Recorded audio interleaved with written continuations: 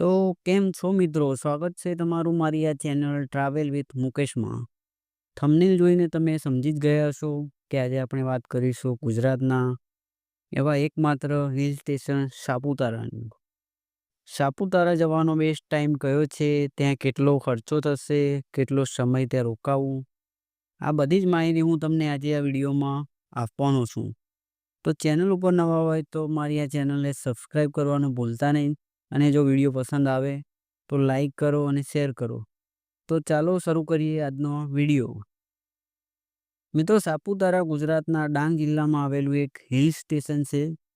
આ જગ્યા તેના પહાડો, જંગલો અને ઝરણો માટે ઓળખવામાં આવે છે. ગુજરાતમાં ફરવા માટે સાપુતારા બધી જ સરસ જગ્યાઓમાંથી એક છે.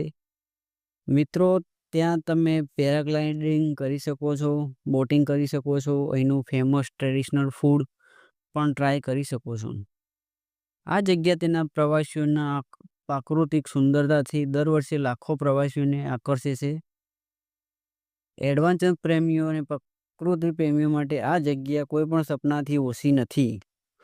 મિત્રો, જો તમે તમારા ફેમિલી અથવા ફ્રેન્ડ સાથે સાપુતારા ફરવા માંગો છો તો આ વિડીયો તમારા માટે ઘણો ઇન્ફોર્મેટિવ રહેવાનો છે. આ વિડીયોમાં આપણે વાત કરવાના છે Saputara sunset point, Saputara lake view garden, Gira waterfall, ત્યાં કઈ બેસ્ટ હોટલ છે, શું પ્રાઇસ છે, ત્યાં કઈ જગ્યાએ સસ્તું જમવાનું છે, કઈ જગ્યાએ પાર્કિંગ છે. આ બધી જ માહિતી મિત્રો આ વિડીયોમાં તમને જાણવા મળશે. જો તમે સાપુતારા મુંબઈથી આવો છો તો લગભગ ત્યાંથી 260 કિલોમીટર છે. જો તમે મિત્રો સુરતથી આવો છો તો સાપુતારા લગભગ 160 કિલોમીટર દૂર છે. કેમ મિત્રો સાપુતારા ગુજરાતની આંખનું રતન કહેવામાં આવે છે તે તમને વિડીયો જોઈને લાસ્ટમાં ખબર પડશે. તો વિડીયો અંત સુધી જોજો. સાપુતારા આવવા માટે મિત્રો તમારે બિલીમોરા રેલવે સ્ટેશન સુધી આવી શકો છો. તેના પછી તમારે બિલીમોરાથી બાય બસ દ્વારા સાપુતારા જવાનું હોય છે. સાપુતારાથી બિલીમોરા લગભગ 110 કિલોમીટર છે. 1 થી 2 કલાકની મુસાફરી બસમાં કર્યા પછી તમે સાપુતારા મિત્રો પહોંચી જશો.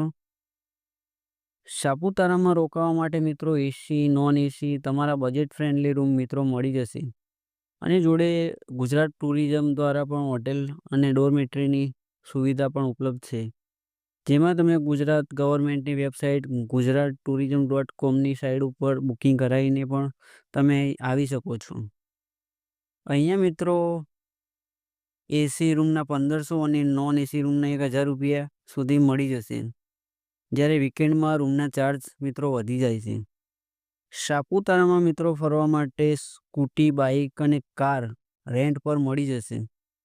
કાર દ્વારા મિત્રો તમને લગભગ 8 થી 9 જગ્યા ફરવા મળશે અને તેનો ચાર્જ લગભગ 1000 થી 1500 રૂપિયા સુધી હોય છે. જ્યારે એની સામે તમે બાઇક કે સ્કૂટી રેન્ટ ઉપર કરો છો તો તેનો ચાર્જ લગભગ એપ્રોક્સ 600 રૂપિયા સુધી હોય છે. આ રેન્ટ મિત્રો એક દિવસનું હોય છે, પણ એનું વાતાવરણ મિત્રો ગમે ત્યારે બદલાઈ જાય છે, ગમે ત્યારે વરસાદ પડે. તો મારું એટલું જ સજેશન છે કે તમે કાર રેન્ટ ઉપર લો.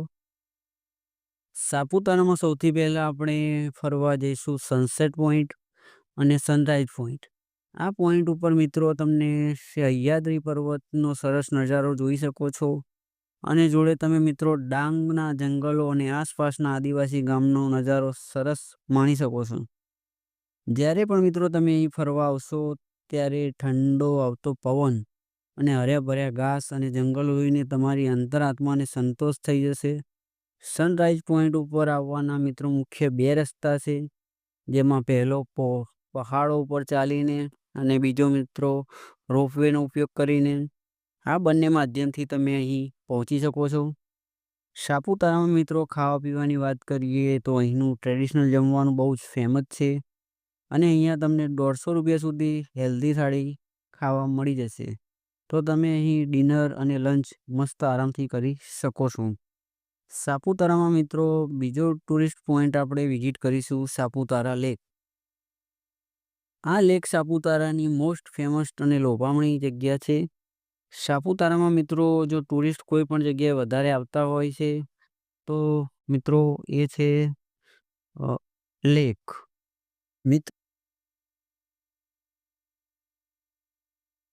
મિત્રો આ લેક ચારેકોર પહાડોથી ઘેરાયેલી છે અને આજુબાજુના પહાડોના કારણે ઝીલની ખૂબસૂરતી આનાથી પણ વધી જાય છે. વરસાદના વાતાવરણમાં જ્યારે વાદળો અને પહાડો આ ઝીલને ઢાંકી દેશે ત્યારે આ ઝીલનો નજારો બહુ જ મનમોહક હોય છે અને ખાસ કરીને તમે અહીં બોટિંગ પણ કરી શકો છો.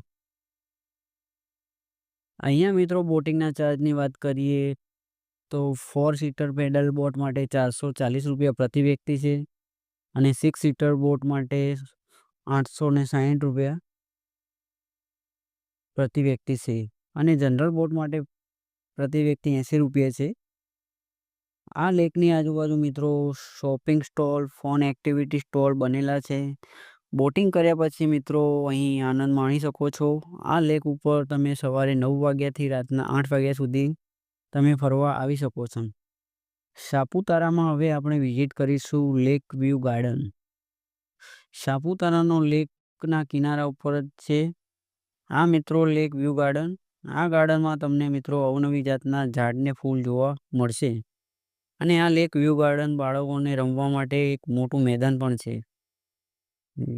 આ ગાર્ડન સાપુતારાના પ્રમુખ સ્થળોમાંનું એક છે. આ ગાર્ડનમાં ફરવા માટે તમારે મિત્રો ₹10ની ટિકિટ લેવી પડશે અને આ ગાર્ડનમાં ફરવાનો સમય છે સવારે 10 વાગ્યાથી રાતના 8 વાગ્યા સુધીનો હોય છે. સાપુતારામાં મિત્રો હવે આપણે જઈશું નાગેશ્વર મહાદેવ મંદિર. નાગેશ્વર મહાદેવ મંદિર સાપુતારાના દર્શનીય સ્થળોમાંનું એક છે. આ મંદિરને ગુજરાતના મંદિરોમાંથી અત્યંત પ્રાચીન મંદિર તરીકે ઓળખવામાં આવે છે. આ મંદિર મહાદેવના દર્શન કરવા મિત્રો જરૂર જાવ. આ મંદિરનું ટાઈમની દર્શન કરવાની વાત કરીએ તો સવારે 6 વાગ્યાથી રાતના 6 વાગ્યા સુધી દર્શન કરવા તમે આવી શકો છો. સાપુતારામાં મિત્રો હવે આપણે વિઝિટ કરીશું રોઝ ગાર્ડન. આ ગાર્ડન મિત્રો સાપુતારા બસ સ્ટેન્ડથી 1 કિલોમીટર દૂર છે અને આના નામ ઉપરથી જ તમને ખબર પડી જાય છે કે રોઝ ગાર્ડન અલગ અલગ જાતના ગુલાબના ફૂલો જોવા મળે છે. અહીંયા તમે તમારા પાર્ટનર જોડે પણ આવી શકો છો કેમ કે આ ગાર્ડન ખૂબ જ રોમાન્ટિક છે અને બહુ જ મસ્ત છે અને અહીંયા તમે મસ્ત ટાઈમ કાઢી શકો છો. અહીં ફરવા આવવાના સમયની વાત કરીએ તો મિત્રો સવારે 9 વાગ્યાથી સાંજના 6 વાગ્યા સુધી હોય છે, તો તમે આ ટાઈમ અહીં આવવાનું ભૂલતા નહીં. રોઝ ગાર્ડન ફર્યા પછી હવે આપણે જઈશું સહ્યાદ્રી એડવેન્ચર પાર્ક. મિત્રો અહીં તમે ઘણી બધી એડવેન્ચર એક્ટિવિટી કરી શકો છો જેમ કે જીપ લાઇન, વોલ, ટાવર રોપ અને ઘણી બધી એક્ટિવિટી છે જે તમે અહીં કરી શકો છો. અહીંયા દરેક એક્ટિવિટીનો ચાર્જ અલગ અલગ હોય છે, તો તમે તમારા બજેટ પ્રમાણે કોઈ પણ એક્ટિવિટી કરી શકો છો. સાપુતારાની બીજી લોભામણી જગ્યા છે table land point. Table land પોઈન્ટને વ્યૂ ટેબલ પોઈન્ટના નામથી પણ ઓળખવામાં આવે છે. ટેબલ વ્યૂ પોઈન્ટના નામથી ખબર પડી જાય છે કે આ જગ્યા પહાડોની ચોટી પર છે. આ પોઈન્ટ ઉપર ઘણી બધી આનંદદાયક એક્ટિવિટી થતી હોય છે. તમે અહીં ઘણી બધી ફન એક્ટિવિટી કરી શકો છો અને બાળકો માટે ઘણી બધી એક્ટિવિટી છે, તો અહીં આવીને બાળકો પણ ઘણો બધો એન્જોય કરી શકે છે.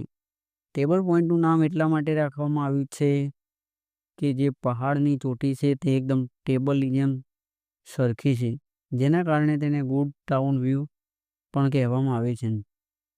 આ જગ્યા સાપુતારાની one of the best and most tourist પ્લેસમાંથી એક છે, તો તમે જરૂર આવો અને જિંદગીનો આનંદ માણો. મિત્રો હવે આપણે જઈશું સ્ટેપ ગાર્ડનની વિઝિટ કરવા માટે. આ ગાર્ડન સાપુતારાથી લગભગ 14 કિલોમીટર દૂર છે, જે એકદમ સીડીઓ ઉપર બનાવવામાં આવ્યું છે. ટેબલ લેન્ડ રોડ ઉપર આ ગાર્ડનમાં ઘણી બધી જાતના ફૂલના છોડ, લાકડાની કારીગરી જોવા મળે છે. આ ગાર્ડન સ્ટેપ્સ પર બનાવવામાં આવ્યું હોવાથી આ ગાર્ડનનું નામ સ્ટેપ્સ ગાર્ડન રાખવામાં આવ્યું છે. આ ગાર્ડનમાં ફરવાનો સમયની વાત કરીએ તો મિત્રો સવારે 9 વાગ્યાથી બપોરના 12 વાગ્યા સુધી હોય છે, પછી બપોરે 3થી લઈને સાંજે 7 વાગ્યા સુધી હોય છે. આ ગાર્ડનમાં તમારે ₹20ની એન્ટ્રી ટિકિટ લઈને જવું પડે છે મિત્રો. સાપુતારામાં હવે આપણે જઈશું મિત્રો ગીરા વોટરફોલ, જે સાપુતારાની મોસ્ટ બેસ્ટ જગ્યામાંથી એક છે. આ ગુજરાતની એક પ્રસિદ્ધ જગ્યા છે.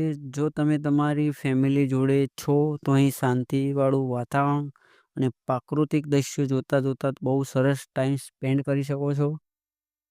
આ ઝરણાની ઊંચાઈ લગભગ મિત્રો 75 ફૂટ છે અને નદીમાંથી પડતી પાણીની ધાર તમે જુઓ છો.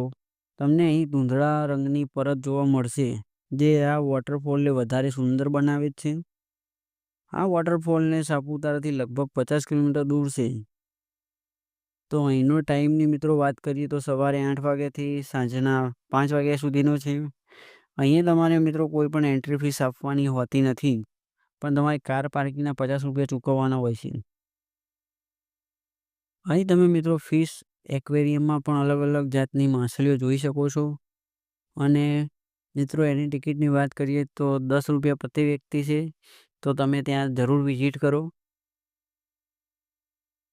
તમે મિત્રો અહીં સાપુતારાની ટ્રાઇબલ મ્યુઝિયમ, જો તમે સાપુતારાની જનજાતિ વિશે જાણવા માંગતા હોય તો આ ટ્રાઇબલ મ્યુઝિયમનો જરૂર મુલાકાત લો. આ મ્યુઝિયમ સુરત અને નાસિક રોડ ઉપર આવેલું છે. આ મ્યુઝિયમ સવારે 10 વાગ્યાથી સાંજે 5:30 સુધી ખુલ્લું હોય છે. આની ફીસ મિત્રો ફક્ત 5 રૂપિયા છે. મિત્રો તમે અહીં હાથગઢ ફોર્ટ પર જઈ શકો છો, જે સાપુતારાથી 5 કિલોમીટર દૂર છે. આ કિલ્લાની આજુબાજુ તમે પ્રાકૃતિક દ્રશ્યો સરસ જોવા મળશે. આ કિલ્લો 3700 ફૂટની ઊંચાઈ ઉપર આવેલો છે અને આ કિલ્લાનું નિર્માણ છત્રપતિ શિવાજી મહારાજ દ્વારા કરવામાં આવ્યું હતું. આ કિલ્લા ઉપરથી મિત્રો તમને ઘણા મનમોહક દ્રશ્યો જોવા મળશે. અહીં તમે સવારના 9થી સાંજના 6 વાગ્યા સુધી આવી શકો છો. અહીં કોઈ પણ જાતની ફીસ લેવામાં આવતી નથી.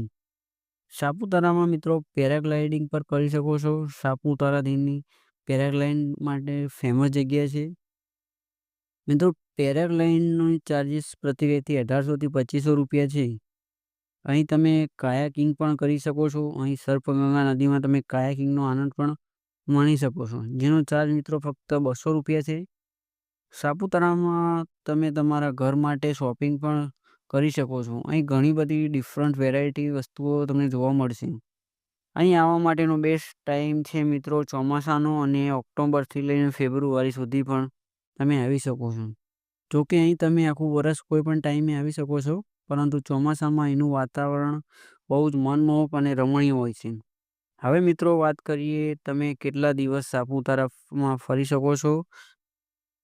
તમે ફરવા માટે 2 દિવસ અને 1 નાઇટનો પ્લાન બનાવી શકો છો.